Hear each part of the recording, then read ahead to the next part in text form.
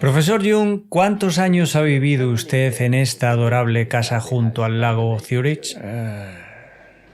Alrededor de 50 años.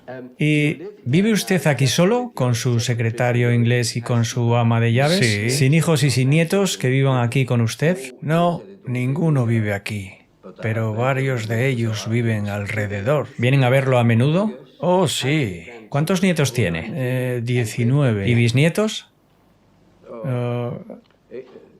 Creo que 8. Y supongo que uno está en camino. ¿Disfruta estando con ellos? Por supuesto que es bueno sentir que toda esa gente salió de uno mismo. ¿Cree que le tienen miedo a usted? No lo creo. Si usted conociera a mis bisnietos, no lo creo. Ellos roban mis cosas. El otro día me robaron mi sombrero. ¿Puedo llevarlo a su propia infancia? ¿Recuerda usted la ocasión en que se sintió consciente por primera vez de su propio ser? Eso fue cuando tenía 11 años de edad. Ahí, de repente, camino a la escuela, salí de una neblina. Fue como si hubiera estado en medio de una neblina, caminando en la neblina, y salí de ella y dije, soy yo, soy lo que soy. Y luego pensé, pero ¿qué he sido yo antes? Entonces descubrí que había estado en medio de una niebla, sin saberme diferenciar de otras cosas. Era solo una cosa entre otras muchas cosas. ¿Eso lo asocia con algún episodio particular de su vida o era una función normal de la adolescencia? Bueno, es difícil decirlo. Hasta donde me acuerdo, no había sucedido nada anteriormente que explique ese repentino despertar de la conciencia. ¿Usted no había estado discutiendo con sus padres o algo por el estilo? No. ¿Qué recuerdos tiene de sus padres? ¿Fueron estrictos y antiguos en la manera en la que le educaron? Bueno, ellos pertenecieron a la época posterior de la Edad Media y mi padre era un pastor protestante y usted se puede imaginar cómo eran las personas en aquella época, en los años 70 del siglo pasado. Tenían las mismas convicciones con las que vivía la gente desde hacía más de 1800 años. ¿De qué manera él trataba de inculcarle esas convicciones a usted? ¿Le imponía castigos? Oh, no, era muy liberal. Él era tolerante y comprensivo. ¿Con quién tenía una relación más íntima? ¿Con su padre o con su madre? Eso es difícil de decir. Claro que uno siempre tiene una relación más íntima con su madre, pero si hablamos de un sentimiento personal, yo tenía una mejor relación con mi padre, porque era predecible. Luego con mi madre, para mí era algo muy problemático. ¿El miedo no era parte de su relación con su padre? No, de ninguna manera. ¿Aceptaba usted que él fuera infalible en sus juicios? No, yo sabía que él era muy infalible. ¿Qué edad tenía cuando supo esto? Déjeme ver.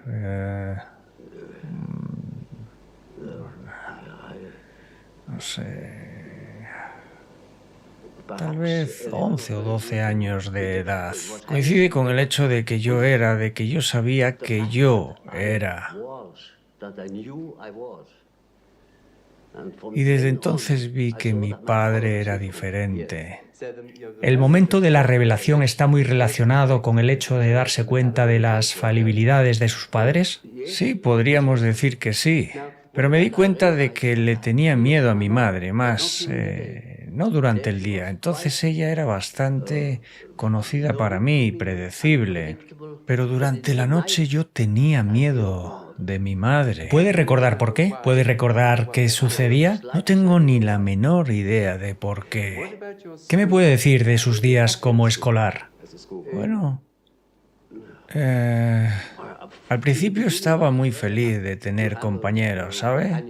Ya que antes había estado muy solo. Vivíamos en el campo y no tenía hermanos o hermanas. Mi hermana nació cuando yo tenía 9 años, así que estaba acostumbrado a estar solo, pero extrañaba la compañía. Luego el colegio era perfecto para encontrar compañía, pero pronto para una escuela rural, usted sabe, yo estaba muy adelantado. Entonces ahí comencé a aburrirme. ¿Qué tipo de relación recibió por parte de sus padres? Oh, bueno, éramos luteranos. ¿Lo hacía ir a la iglesia de forma regular? Sí, claro, todos íbamos a la iglesia los domingos. ¿Y usted creía en Dios? Oh, sí, sí. ¿Y ahora usted cree en Dios? Bueno, ahora es difícil responder. Yo sé, no tengo necesidad de creer. Yo sé. Ahora pasemos al siguiente punto de su vida. ¿Qué fue lo que le llevó a ser médico? Fue en primer lugar una decisión meramente oportunista. Originalmente quería ser arqueólogo, asiriólogo, egiptólogo o algo similar. No tenía dinero y esos estudios eran muy caros. Entonces, mi segundo amor le pertenecía a la naturaleza, particularmente a la zoología. Cuando comencé mis estudios me anoté en la Facultad de Filosofía en Ciencias Naturales, pero luego vi que esa carrera solo me llevaría a ser un buen profesor de secundaria. Nunca pensé que tuviera oportunidad de llegar más lejos, porque no tenía dinero. Y luego vi que eso no cubría mis expectativas. No quería convertirme en profesor de escuela. La enseñanza no era lo que yo estaba buscando. Entonces recordé que mi abuelo había sido médico y yo sabía que estudiando medicina tenía la oportunidad de estudiar ciencias naturales mientras me convertía en médico, y un médico se puede desarrollar, puede tener una práctica, puede más o menos elegir sus intereses científicos, tiene muchas más oportunidades que el convertirse en maestro de escuela. También me atraía la idea de hacer algo en beneficio de los seres humanos. Cuando usted decidió convertirse en médico, ¿tuvo dificultades con la formación y para aprobar los exámenes? Bueno,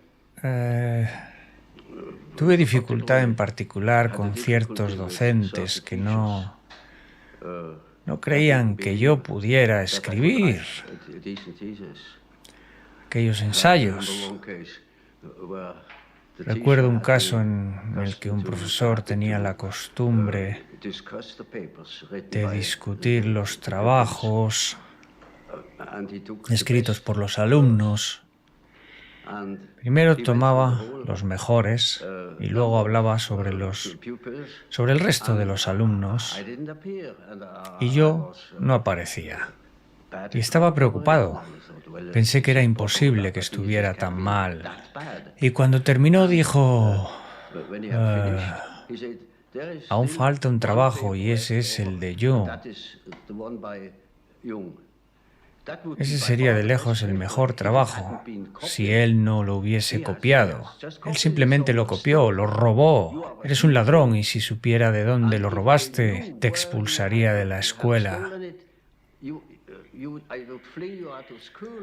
Yo estaba furioso y dije que esta era una tesis en la que yo había puesto más de mí, ya que el tema me interesaba, en contra de todos los otros temas que no eran en absoluto interesantes para mí. Entonces dijo, eres un mentiroso. Y si podemos probar que robaste ese trabajo, entonces estás fuera de la escuela. Ahora eso fue algo muy serio para mí porque ¿qué hubiera hecho entonces? Odié a ese sujeto. Eso fue el único hombre que pude haber matado si lo hubiese encontrado en alguna esquina. Le hubiese mostrado lo que era capaz de hacer. ¿Tenía usted pensamientos violentos respecto a las personas cuando era joven? No exactamente. Solo cuando me enfurecía, entonces pegaba. ¿Y se enfurecía a menudo? No tanto, pero cuando lo hacía era para bien. Era fuerte y grande entonces. Sí, era bastante fuerte. ¿Usted sabe? Una vida dura, ¿sabe? Yo era capaz de ser violento, lo sé. Sentía un poco de miedo por ello. Entonces realmente trataba de evitar situaciones críticas porque no confiaba en mí mismo. Una vez fui atacado por 7 niños y enloquecí. Le pegué a uno y lo zarandeé por las piernas y derribé a 4 de ellos. Entonces quedaron satisfechos. ¿Hubo consecuencias de ello? Debo decir que sí. A partir de entonces siempre fui sospechoso de estar detrás de cualquier problema. No los tuve, pero ellos tenían miedo. Y nunca más fui atacado. Ahora, cuando llegó el momento de licenciarse como médico, ¿qué lo llevó a especializarse en psiquiatría? Este es un punto muy interesante. Cuando estaba por terminar mis estudios,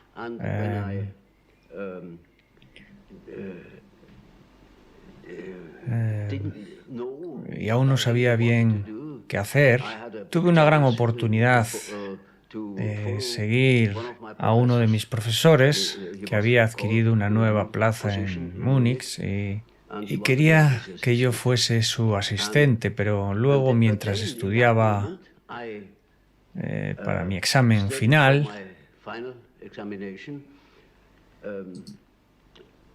me encontré con un libro de texto, un manual de psiquiatría.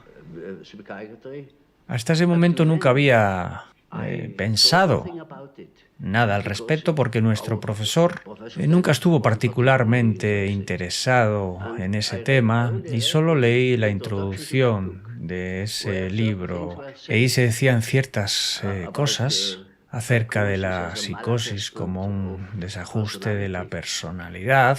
Eso dio en el clavo. En ese momento supe que tenía que convertirme en psiquiatra. Mi corazón latía fuerte en ese momento. Y cuando le dije a mi profesor que no iría con él, que iba a estudiar psiquiatría, él no lo lograba entender. Mis compañeros tampoco. Porque entonces la psiquiatría no significaba nada de nada. Pero yo vi la gran oportunidad de unificar ciertos temas que contrastaban dentro de mí. Esto es más allá de la medicina, más allá de las ciencias naturales. Siempre he estudiado la historia de la filosofía y temas afines. Fue como si de pronto 2 corrientes se unieran. ¿Y cuánto tiempo después de tomar esa decisión tomó contacto con Freud? Aquello fue al final de mis estudios y pasó bastante tiempo hasta que me encontré con Freud. Terminé mis estudios en 1900 y me encontré con Freud bastante después. Leí, en 1900 ya había leído la interpretación de los sueños y los estudios de Breuer y Freud sobre la histeria. Pero eso solo fue a nivel literario. Y luego en 1907 lo conocí personalmente. ¿Puede decirme cómo sucedió eso? ¿Fue usted a Viena? Yo había escrito un libro sobre la psicología de la demencia precoz, que era el nombre con el que se conocía entonces la esquizofrenia. y se lo mandé. Y así fue como nos conocimos. Fui a Viena 15 días y entonces tuvimos una charla muy larga y muy perspicaz. Así fue como empezó la relación. ¿Esa larga y perspicaz conversación fue seguida de una amistad con Freud? Sí, pronto devino una amistad personal. ¿Qué tipo de hombre era Freud? Bueno, él tenía una naturaleza complicada. Me gustaba mucho. Pero pronto descubrí que cuando él tenía un pensamiento sobre algún tema, entonces no había más que hablar. Mientras que yo seguía dudando y dudando, y era imposible discutir algo realmente a fondo. ¿Sabe? Él no tenía ninguna educación filosófica, mientras que yo estaba estudiando a Kant y lo estaba estudiando en profundidad. Y eso estaba muy lejos de Freud.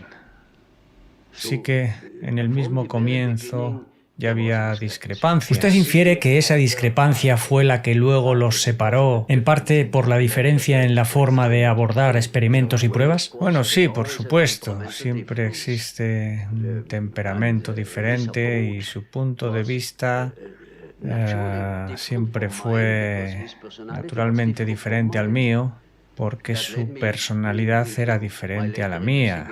Eso me llevó luego a mis investigaciones sobre los tipos psicológicos que existen y actitudes definidas. Algunas personas lo hacen de un modo y otras lo hacen típicamente de otro modo. Y así existían diferencias típicas entre Freud y yo. ¿Usted considera que el modelo de Freud para las pruebas y experimentos era inferior al suyo propio?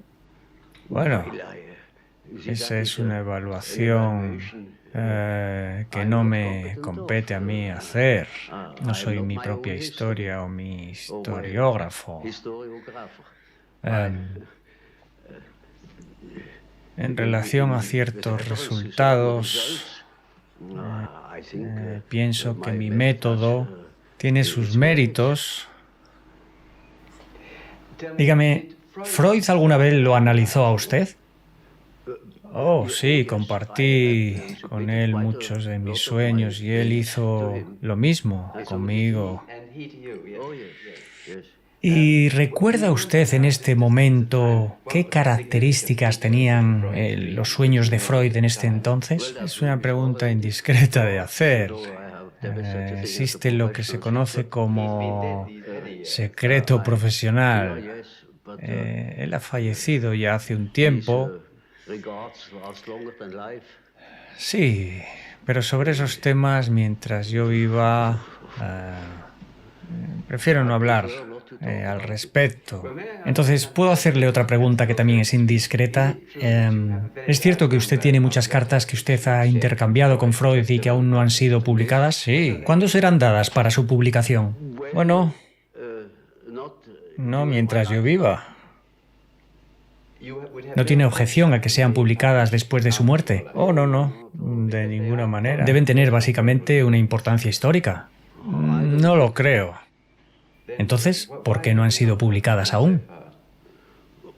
Porque no eran para mí suficientemente importantes. No veo que tengan una particular importancia. ¿Estaban relacionadas con asuntos personales? Bueno, parcialmente. Pero no me importaría publicarlas. Bueno, ¿podemos pasar ahora a la época en que usted se distanció de Freud? Fue en parte, yo creo, durante la publicación de su libro La psicología de lo inconsciente. Esa fue la causa real. Quiero decir, la causa final, porque eso tuvo una larga preparación. Desde el comienzo me mantuve reservado, no podía estar de acuerdo con gran cantidad de ideas suyas. ¿Con cuáles en particular? Bueno, principalmente es puramente en lo que respecta al enfoque personal y su falta de atención hacia las condiciones históricas del hombre. Usted sabe que dependemos en gran medida de nuestra historia. Somos moldeados a través de nuestra educación por la influencia de nuestros padres, que de ninguna manera son siempre personales. Ellos son prejuiciosos o fueron influenciados por ideas históricas o por lo que se conoce como dominantes. Y eso es un factor decisivo en psicología. No somos de hoy o de ayer. Somos de una gran era. ¿No fue en parte su observación clínica sobre los casos en pacientes psicóticos lo que le llevó a diferenciarse de Freud en ese punto? Fue en parte mi experiencia con pacientes esquizofrénicos lo que me llevó a la idea de ciertas condiciones históricas generales.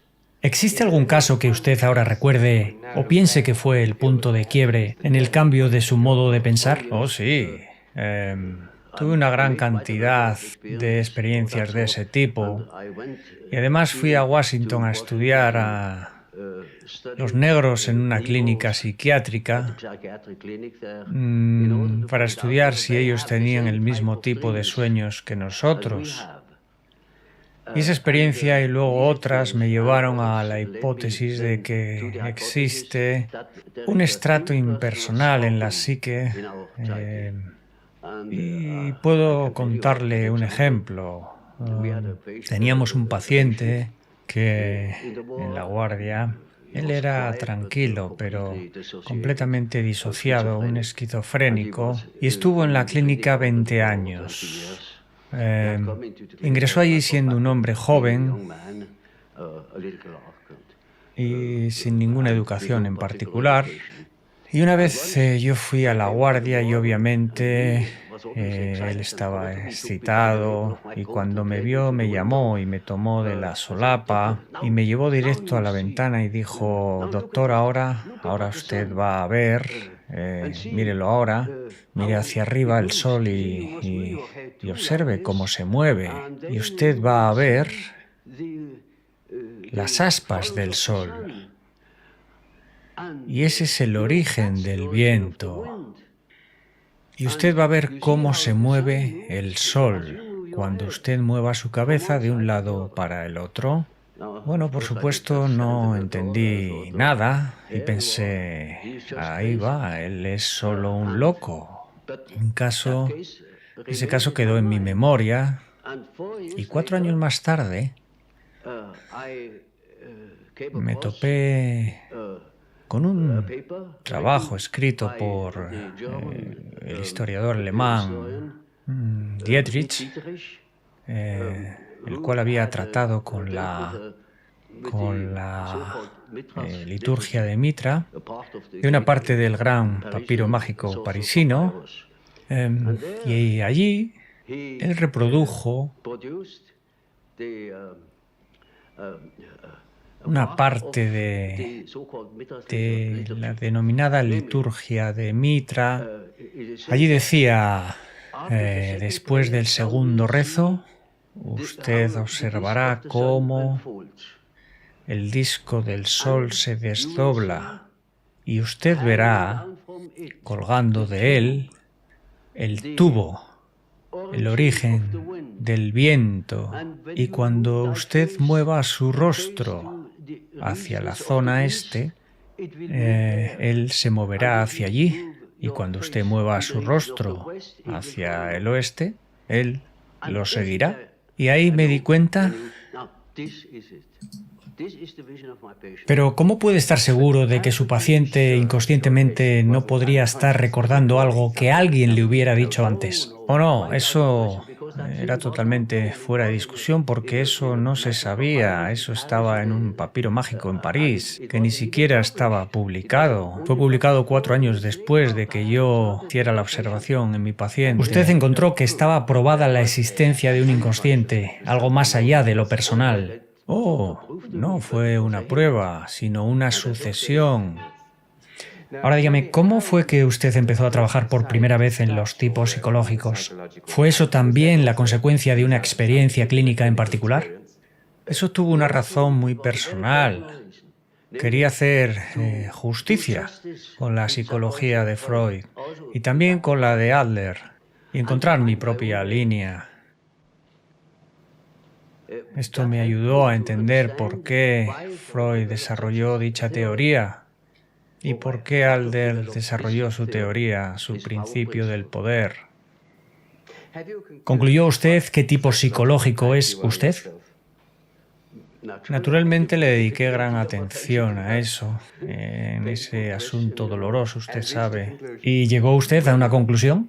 El tipo no es algo estático, va cambiando con el curso de la vida. Pero yo ciertamente me he caracterizado por el pensamiento. Siempre pensé desde que era pequeño. Y también tenía una gran cantidad de intuición. Y tenía una dificultad definida con el sentimiento y mi relación con la realidad no fue particularmente brillante. Siempre estaba en desacuerdo con la realidad de las cosas. Eso le da todos los datos para un diagnóstico.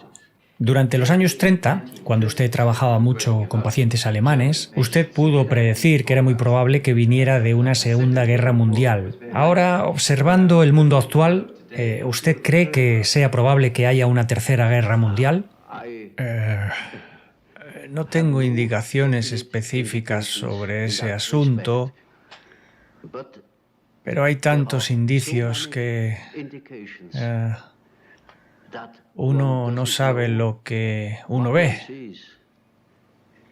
¿Son árboles o es la madera?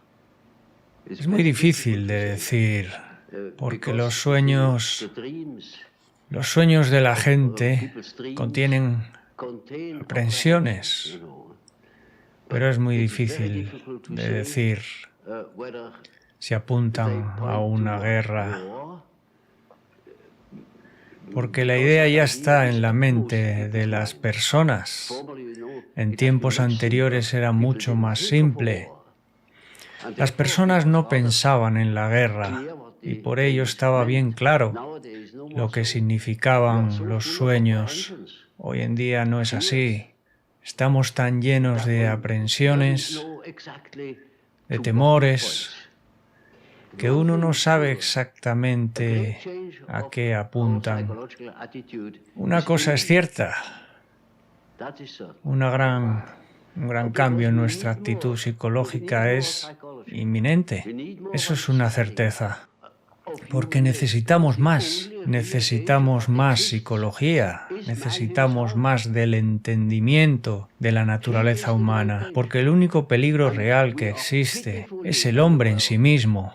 Él es el gran peligro y nosotros no tenemos ni idea de ello. No sabemos nada sobre el hombre, solo muy poquito. Eso sí que debería estudiarse, porque nosotros somos el origen de todo el mal que está por venir. Bueno, ¿usted piensa que ese hombre necesita convivir con el concepto de pecado o de maldad como parte de su naturaleza? Obviamente. ¿Y de un redentor? Esa es una consecuencia inevitable. ¿No es este un concepto que va a desaparecer a medida que nos volvemos más racionales? Bueno, no creo que el hombre alguna vez se desvíe del patrón original de su ser. Siempre existirán esas ideas. Por ejemplo, si usted no cree en forma directa en un redentor personal, como fue el caso de Hitler, o el culto al héroe en Rusia, entonces será una idea